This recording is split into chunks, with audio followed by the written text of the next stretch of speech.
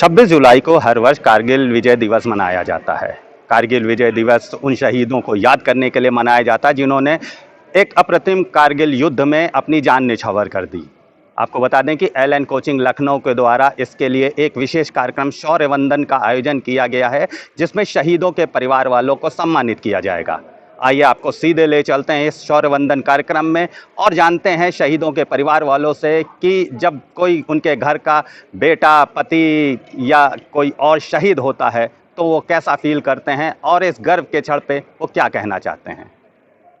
ये मेरे लिए सौभाग्य की बात है कि मैं इसी उत्तर प्रदेश की धरती का बच्चा हूँ और आज इसी धरती पर उन वीरों को नमन करने के लिए आया हूँ, उनका वंदन करने के लिए आया हूँ जिन्होंने मेरे साथ उस कारगिल युद्ध के दौरान अपने प्राणों की आहुति दी। और ऐसे योद्धाओं को नमन करना, वंदन करना और इस यूथ के सामने कि जो एक यूथ जो मेंटली, इमोशनली बड़ा कमज़ोर होता चला जा रहा है, उनको ये प्रोग्राम करने का हमारा ये माध्यम था, एक संदेश था कि इस यूथ को बताना कि यार आप लोग जो छोटी छोटी पढ़ाइयाँ में इतनी चुनौती, इतनी कठिनाइयों में अपने आप से इतने हताश और निराश हो जाते हो और यहाँ तक कि अपनी ज़िंदगी को तुच्छ समझ करके फांसी के फंदे तक लटक जाते हो, ये वो परिवार हैं, ये साक्षात वो साहस की प्रतिमूर्तियाँ हैं जिन्होंने 25 साल 26 जुलाई देश के लिए कारगिल युद्ध बंद हो गया था। लेकिन आप जब इनसे बात करेंगे आपको एहसास होगा इनके लिए वो कारगिल का युद्ध तो बंद हुआ लेकिन इनके जीवन का युद्ध शुरू हुआ था।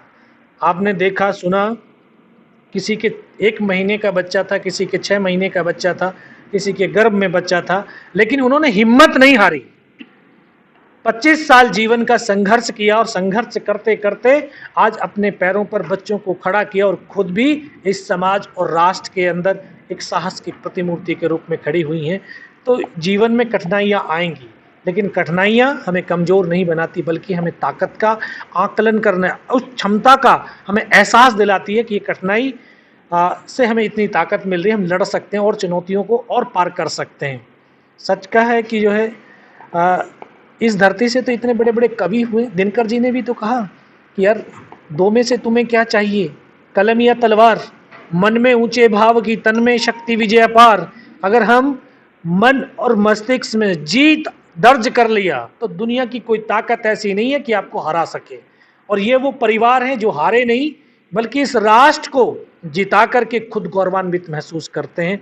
तो ये मेरे लिए बड़े सौभाग्य की बात थी कि मैं पूरे देश के इन 527 माँ भारती के बेटों के परिवारों से उनको वंदन नमन करने का जो है, मुझे आज 270 फैमिलियों से हमारी ये ऐसी कहानियाँ मिली हैं और उन फैमिलियों से, परिवारों से मिले हैं और उन लगभग 1 लाख स्टूडेंटों के सामने हमने उन परिवारों की कहानियों को बताया है, समझाया है, ताकि कम से कम इनके जीवन में जब चुनौतियाँ आए तो ये घबराए नहीं, हताश नहीं हों और इस राष्ट्र को सर्वप्रथम रख करके और अपने जीवन का जो बहुमूल्य जीवन है इसमें कभी इसमें निराश ना हो और आगे बढ़ें और अपने जीवन को राष्ट्र के लिए समर्पित करें। क्योंकि भारत माँ ने कायर और बुज़दिल पैदा नहीं करे, हमारी माँओं ने हमें बुज़दिल नहीं पैदा किया। हर एक माँ ने, भारत माँ ने सिंहनी और शेर पैदा किया है।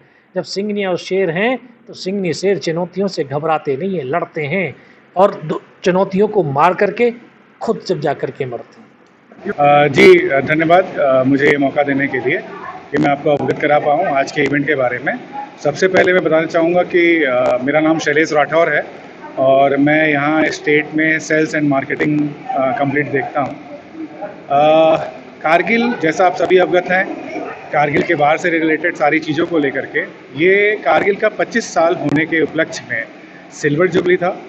इसके उपलक्ष्य में हमने अपनी तरफ से ये इनिशिएटिव लिया, ये सोशल कॉज पे, कि हम सारे उत्तर प्रदेश के जो भी ऐसे कारगिल शहीद हमारे फैमिली हैं उनको इनवाइट किया जाए, उनके सम्मान में एक आयोजन रखा जाए जिसमें बच्चों को भी एक मैसेज जाए कि आज की जो पीढ़ी है, युवा पीढ़ी है, उनको पता है कि ठीक है मेरे पास सोशल मीडिया में फेसबुक है, इंस्टा है, इन तरह की बहुत सारी चीज़ों में वो इन्वॉल्व रहते हैं, लेकिन आज किसी के पास टाइम ये नहीं है कि वो ये देखें या सुने या पढ़ें कि 25 साल पहले एक ऐसा युद्ध हुआ था जिसमें कई माँओं ने अपने बच्चों को खोया, बहनों ने अपने भाइयों को खोया और किस तरह का बलिदान दिया देश के लिए, उस बलिदान से अवगत कराना था। इसलिए ये शौर्य वंदन इवेंट एलन फैमिली की तरफ से आयोजित किया गया था लखनऊ के इंदिरा गांधी प्रतिष्ठान में, जो बहुत ही सफलतापूर्वक संपन्न किया गया है।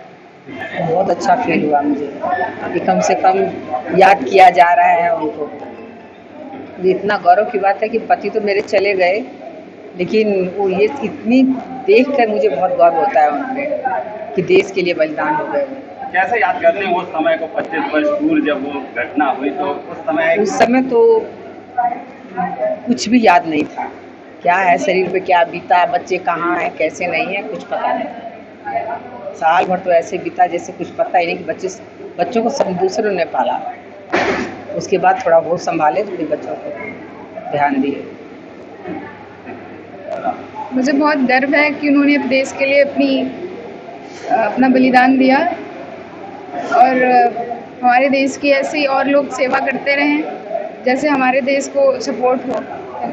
आज 25 साल हो गए इन सब चीज़ों को, लेकिन धीरे धीरे करके चीज़ें अब और अच्छी होती जा रही हैं। जैसे देश उनको याद कर रहा है, इतनी जनता का प्यार मिल रहा है और 25 साल बाद भी वैसे के वैसे ही यादें अभी भी हैं और अच्छा लगता है काफ़ी कि लोग हमें याद करते हैं और हमें गर्व है।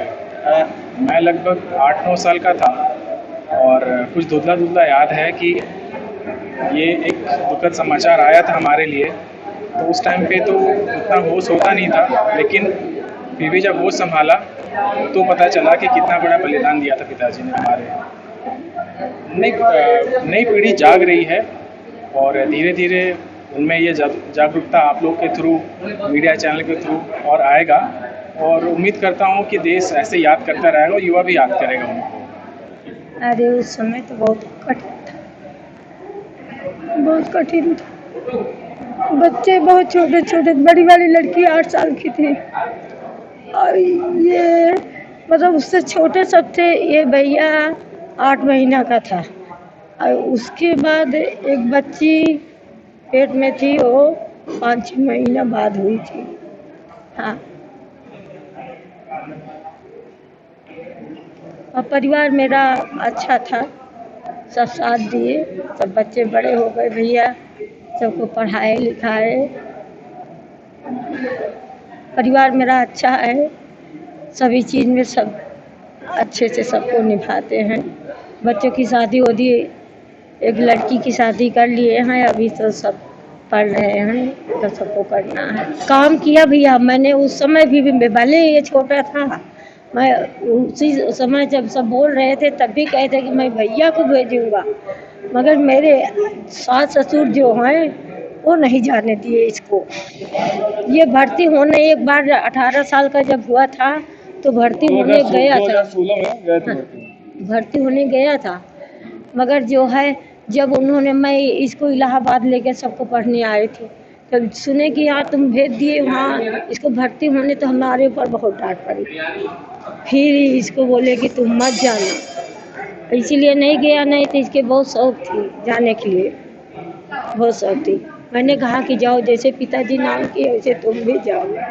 एक जज्बा रहता है अंदर ऐसा, लेकिन पारिवारिक की वजह से कहते हैं नहीं जा पाया आदमी में। 2016 में 12th पास होते ही कहते हैं मैंने आर्मी कहते हैं रेस फिजिकल निकाल लिया था अपना, लेकिन ज्वाइनिंग नहीं करने दिया मैं परिवार वाले ने। एक माँ ममता होता है, इसी वजह से कहते हैं डर गई वो कि हमको ज्वाइन नहीं दिया इसी वजह से। लेकिन एक जज्बा अभी भी रहता है हमारे अंदर, और हम अपने गाँव में कहते हैं काफ़ी बच्चों को देते हैं, ट्रेनिंग भी देते हैं। इस वजह से कई इसमें अग्निवीर में भर्ती भी हुए हैं, हमारी वजह से भर्ती हुए हैं। ट्रेनिंग वहीं चलती रहती है, शहीद विजय शुक्ला के नाम से ट्रेनिंग सेंटर है हमारे इलाहाबाद में, तो वो चलता रहता है, उसमें हो रहे हैं बच्चे। लेकिन एक गर्व हमेशा फील होता है। मैं उस टाइम 8 महीने का था, लेकिन वो भाव आता नहीं क्योंकि कभी देखा नहीं हूँ मैं, और ना उनका साथ कभी हमारे ऊपर रहा है। तो एक सच्चाई ये रहती है कि मतलब कि अंदर से भाव निकलता नहीं है, मतलब एक पिता के लिए निकलता, लेकिन देश के लिए जो उन्होंने किया है ये हमेशा याद रहता है हमें।